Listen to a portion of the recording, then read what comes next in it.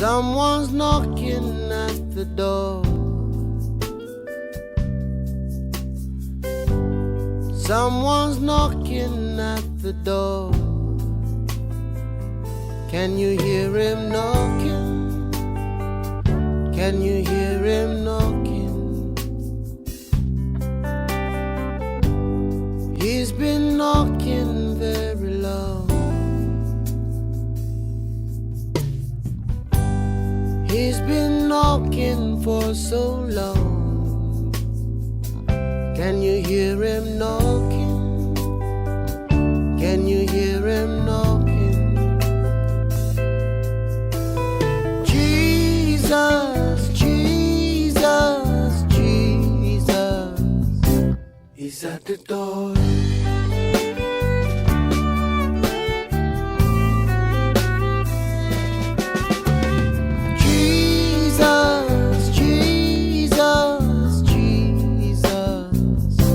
He's at the door.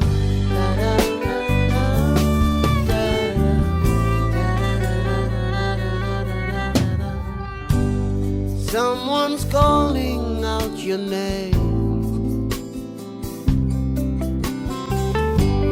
calling time and time again. Can you hear him calling? Can you hear him calling? He's been calling very long. He's been calling for so long. Can you hear him calling? He's been calling you. It's Jesus, Jesus, Jesus. He's at the door.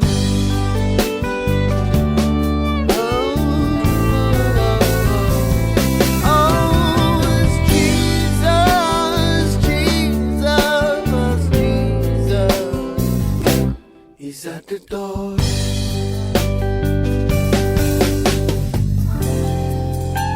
Don't let him walk away.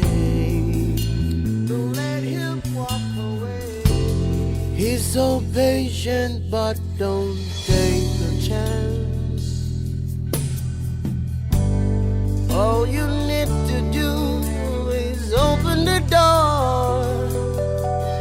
Let him take his rightful place, so he can change your world.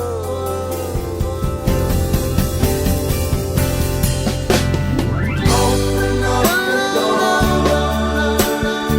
Open up the door. Da da da da da da da da da da da. Open up the door. Open up the door. Open up the door now. Jesus Christ is waiting. The Lamb of God is calling you. The Lamb of God is knocking. You weren't keeping him waiting. He just wants to love you. He just wants to bless you. Why don't you open up the door now? Open up the door. Open up the door now. Open up the door now. Open up the door. Open up the door.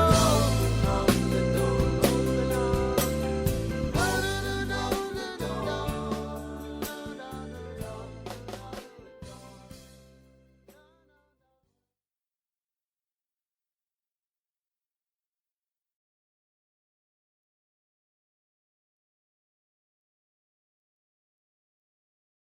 You are looking at a painting entitled The Return of the Prodigal Son by the 17th century Dutch artist Rembrandt. It was inspired by the story about the lost son from Luke's Gospel. Apparently, Rembrandt was quite taken with the story, and there are multiple sketches of different scenes from this story in Rembrandt's archives from throughout his life. This fascination with the story culminated in this painting, one of Rembrandt's final masterpieces. the work of an old man who could look back on his life and sympathize with all of the main characters of the story in some way. For those not familiar with the story, I will summarize. A wealthy man has 2 sons. The younger one, who by law has no right to his father's inheritance, asks for his share of the inheritance while his father is still living. He then takes the money and spends it on booze and prostitutes. Broke, with nowhere to stay, the young man takes a job working with swine, an animal Luke's audience knew was unclean under Jewish law. To emphasize the young man's desperation, Luke tells us that he envies the pigs and the food that they eat. Eventually, he decides to go home and beg his father's forgiveness, not because he is sorry, but because he is hungry.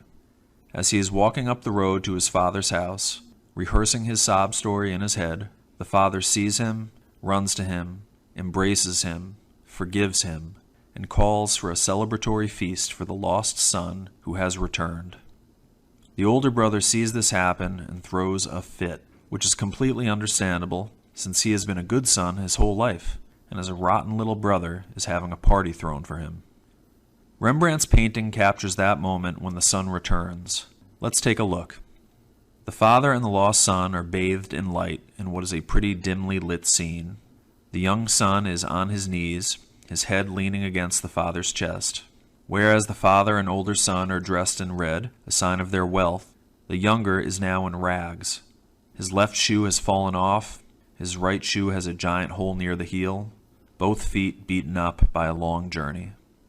Whereas most men of the time had longer hair, the younger barely has any, but not because he is bald or balding.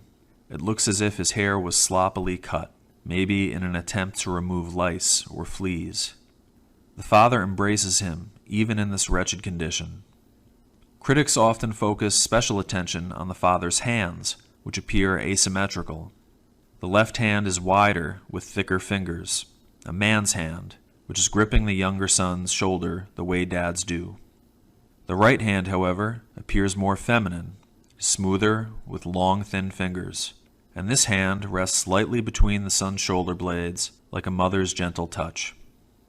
Those hands, both mother and father, represent the love and compassion of a God who cannot be confined by gender roles or stereotypes, but who embodies the fullness of all that is good in us, whether male or female, and all we are called to be, whether male or female. A God who will welcome us home no matter how far we have gone astray.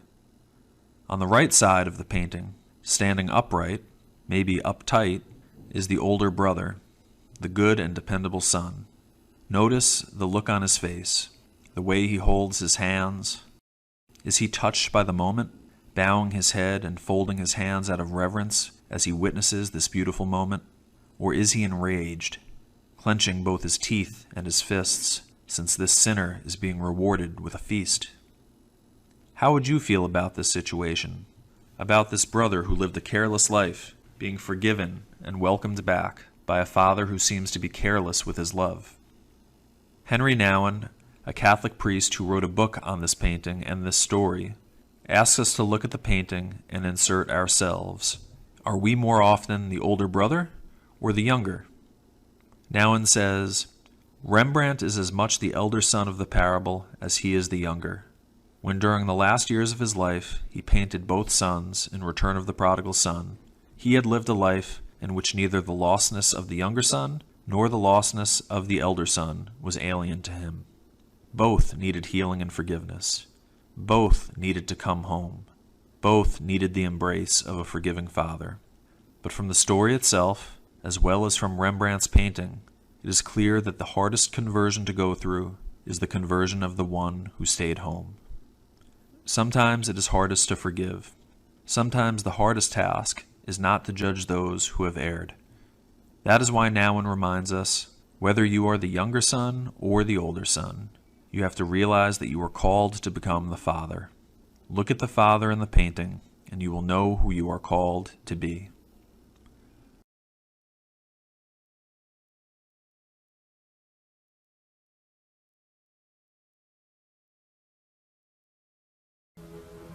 When I saw the poster of the Rembrandt painting in which the father embraces his returning son, I was totally overwhelmed. And when I saw this embrace, I said, that's where I want to be. And out of that, I started to think about myself as the prodigal son that wanted to return home. But then I started to study the painting, and I went all the way to St. Petersburg to see the original painting of Rembrandt.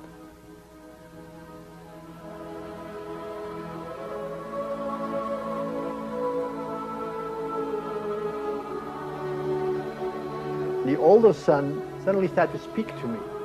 That I'm the older son myself, in my family. That there was a lot of resentment in me, a lot of not fully enjoying being in the church. And so I suddenly discovered I was these two sons, both. And then something incredibly important happened. I got very depressed, and I had to take some time away. And one member of my community came to visit me, and she said, Henry, you're talking about yourself being the younger son, and you're talking about yourself being the older son, but you have to be the father now. That's who you're called to be, the father. And look at the father in the painting. Look, the father has a hand of a mother and a hand of a father. Has a male hand and a female hand touching the son. Look at the father, who is like a mother with a big cloak, like the mother bird who holds his young safe. Look at the father who wants to welcome his son back without asking any questions. The father doesn't even want to hear the story of the younger son. The father doesn't even want to hear the story of the older son. He wants them to be back home on the same table with him, so that they can grow up and become like him. And I suddenly discovered my final vocation is to not only to go home, but to bring people home by saying, I'm so glad you're here. I'm so glad you're here. Just get out the beautiful ring and get out the sandals and get all. Let's say I'm the beloved Son of God. That I am the beloved. In the parable of the prodigal son, when the younger son returns, the father proclaims, "This son of mine was dead and has come to life again. He was lost and has been found." And to the elder son he says, "My son, you are here with me always. Everything I have is yours. But now we must celebrate and rejoice, because your brother was dead and has come back to life again. He was lost and has been found." Coming home meant to Henry Nouwen walking step by step towards the one who awaited him with open arms. He wants to hold him in an eternal embrace. Henry senses hope that through Rembrandt's masterpiece he may one day be able to express what he most wanted to say about love. Yet to all who did receive him, to those who believed in his name, he gave the right to become children of God. For Nouwen, moving from teaching university students to living with mentally handicapped people, was for him at least a step forward in the platform where the Father embraces his kneeling Son. It is the place of light, the place of truth, the place of love. It is the place where he so much wanted to be, but was so fearful of being. It was the place where he deceived all desires, all he had ever hoped for, all he had ever needed. But it is also the place where he had to let go of all of the most he wanted to hold on to. It was a place that confronted Henry with the fact that he truly accepted love, forgiveness, and healing is often more harder than giving it. It is the place beyond earning, deserving, or rewarding. It is the place of surrender and complete trust. For God so loved the world that he gave his one and only Son, for whoever believes in him shall not perish, but have eternal life. Henry and Van Gogh express that one must have died many deaths and cried many tears to have painted a portrait of God in such humility. The time that has come to claim your true vocation, to be a father who can welcome his children home without asking them any questions and without wanting anything from them in return. Rembrandt depicts all the characteristics of the prodigal son: brash, self-confident, spendthrift, sensual, and very arrogant. The full title of the Rembrandt's painting is The Return of the Prodigal Son. Implicit in the return is the leaving. Returning is a homecoming after home leaving, a coming back after having gone away. The immense joy of welcoming back the lost son hides the immense sorrow that has gone before. In the context of compassionate breaks, our brokenness may appear beautiful, but our brokenness has no other beauty than the beauty that comes from the compassion that surrounds it. And I will ask the Father, and he will give you another advocate to help you and be with you forever. I'm the prodigal son. Every time I search for unconditional love where it cannot be found, here the mystery of my life is unveiled. I am loved so much that I'm free to leave home. The blessing is there from the beginning. I have left it, and I keep leaving it. But the Father is always looking for me with outstretched arms to receive me back and whisper again in my ear, "You are my beloved. On you my favor rests." Even if my father and mother forsake me, the Lord will take me in. Real loneliness comes when we are lost all sense of having things in common. The prodigal son has become so disconnected from what life gives, family, friends, community, acquaintances, and even food. Then he realizes that death would be the next natural step. On one hand, the younger son realizes that he has lost the dignity of sonship, but at the same time, that sense of loss of dignity makes him so aware that he is indeed the son who has a dignity to lose. Indeed, it is a question of life or death. Do we accept the rejection of the world that imprisons us, or do we claim the freedom of the children of God? We must choose. The parable that Rembrandt painted might as well be called the parable of the lost sons. Not only did the younger son, who left home to look for freedom and happiness in a distant land, get lost, but the one who stayed home also has become a lost man. He did all the things a good son is supposed to do, but internally he wandered away from his father. He left his duty, worked hard every day, and fulfilled all his obligations, but became increasingly unhappy and unfree. For it is by grace that you have been saved, through faith, and this is not from yourself. It is a gift of God, not by works, so that no one can boast. He was a complainer. The complainer is hard to live with, and very few people know how to respond to complaints made by a self-rejecting person.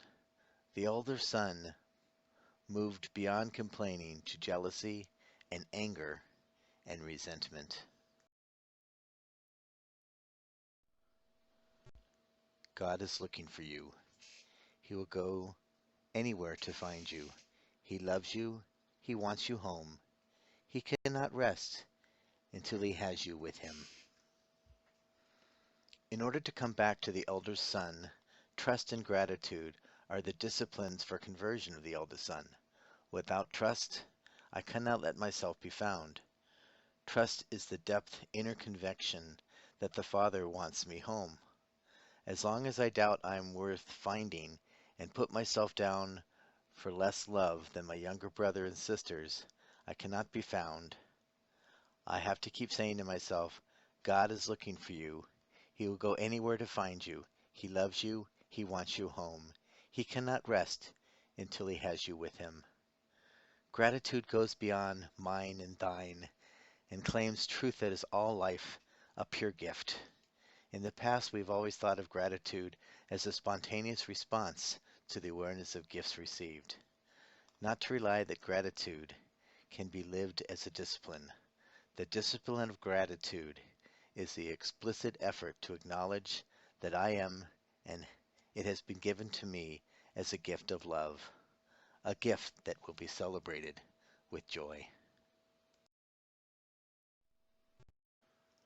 Instead of being called the return of the prodigal son, the parable could have easily been called the welcome by the compassionate father. As father, the only authority he claims for himself is the authority of compassion.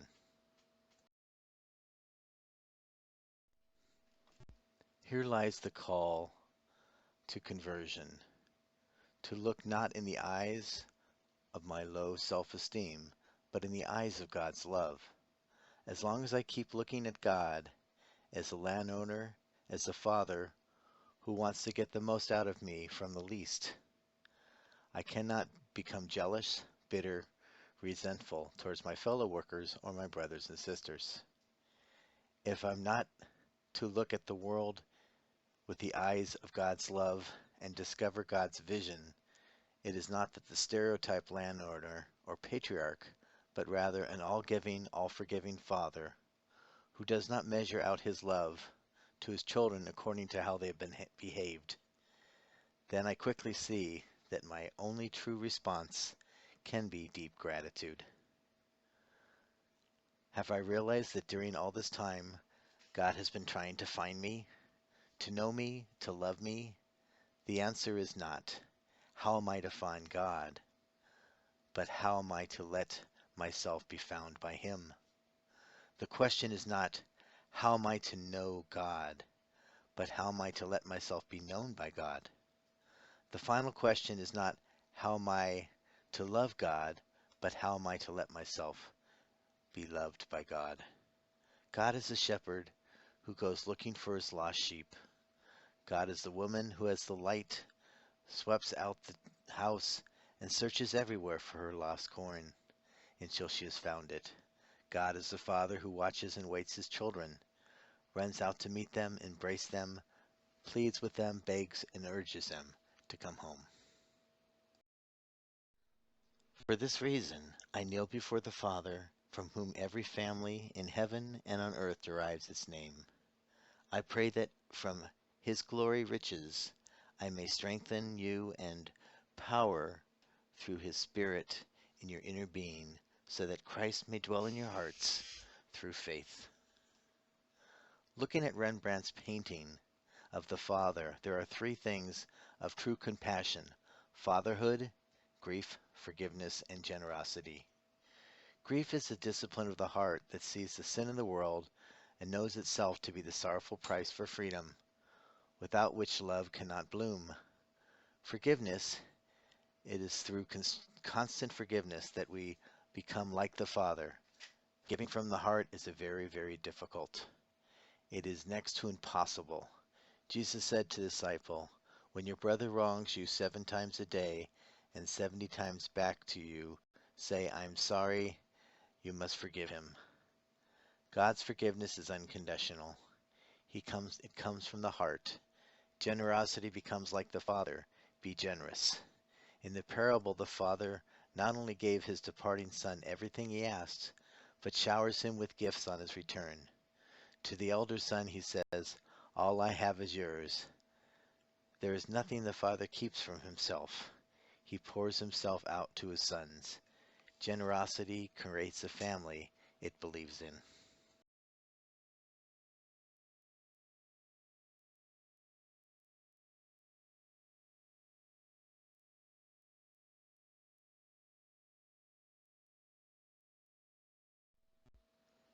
For if you confess with your mouth that Jesus is Lord, and believe in your heart that God raised him from the dead, you will be saved. Both sons and me can gradually be transformed into the compassionate Father. This transformation leaves one to the fulfillment of the deepest desire of one's restless heart. because what is greater joy that there can be from each of us that we stretch out one's tired arms and let my hands rest on the blessing of the shoulders of my homecoming children.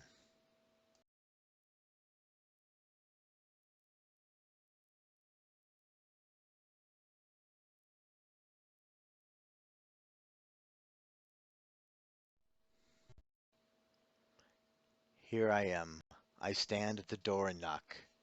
If anyone hears my voice and opens the door, I will come in and eat with that person and they with me.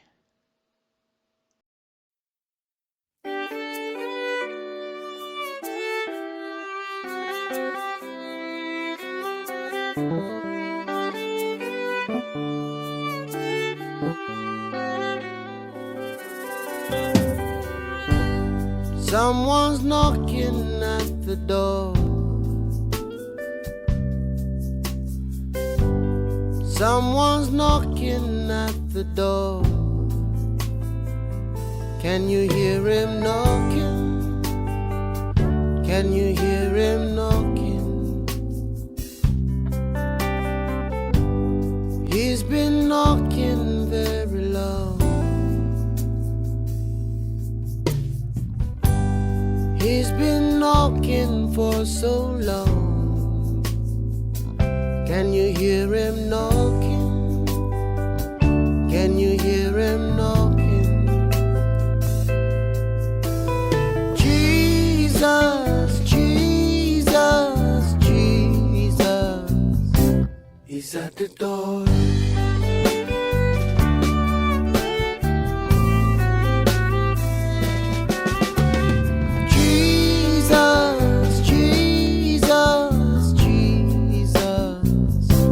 He's at the door.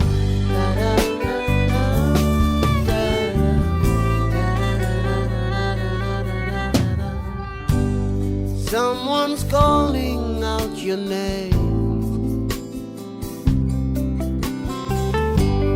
calling time and time again.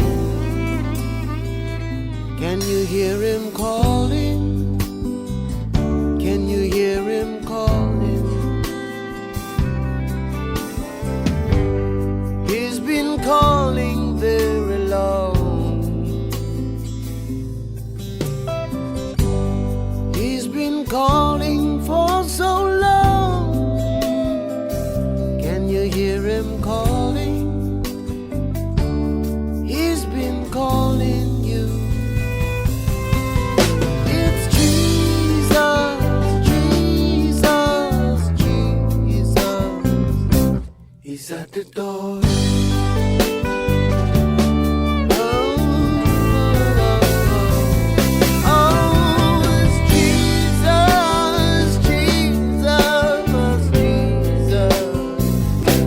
He's at the door.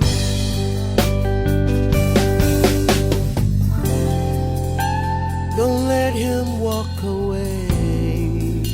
Don't let him walk away. He's so patient, but don't take a chance. All you need to do is open the door. Let him take his rightful place, so he can change your